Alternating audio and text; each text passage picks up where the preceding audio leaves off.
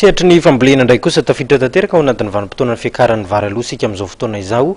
Ao anatin'izay tanteraka ihany koa ireo mpamboly eo anivon'ny Fokontany Miadanary Ambohimanjaka kaominina, Manandona, faritra Vakinankaratra, manana ny hetaheta izy ireo. Eo anatrehan'izany fanadidina ireo amin'ny sarany rivotra Jaonarvelo.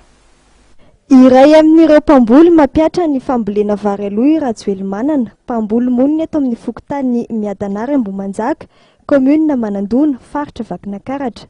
Iavany amin'ireo mpamboly eto amin'ity Fokontany ity ny fampiasany teknika hafakely ka ahafahany mampiakatra vokatra Vary Aloha indroa miantaona.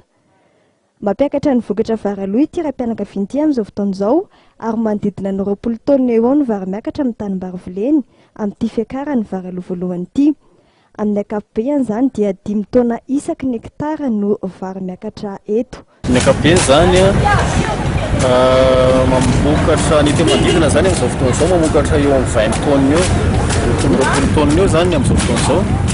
Dia nisy amatsina ny eto toerana ihany aloha satria ny volana avril sy farafaran'ny marsa iny zany tena atao hoe farambe eto. Dia mbola tonga vidy izy zany zao raha mbola atao hoe amidy eto toerana moa mbola lany mpanjifa eto ihany koa.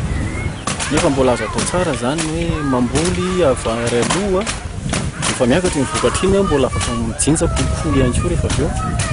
Kolokolo zany dia dimbinantsy io zany ny filazan'olona aty ambanivohitra na hoe solofoko ny vary mijinjaina teo aloha. Dia izy io zany mbola azahoana vokatra 50% le vokatra niakatra teo aloha nefa tsisy fikarakarana fa dia fanaraha-mason'ny rano fotsiny no sisa atao.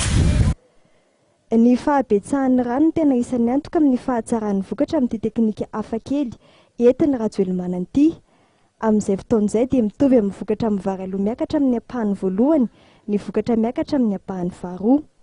Aorian'ny Vary Aloha moa dia misy indray ny vary vaky ambiaty izay miakatra ny amin'ny faran'ny volana Marsa na ny volana Aprily aloany.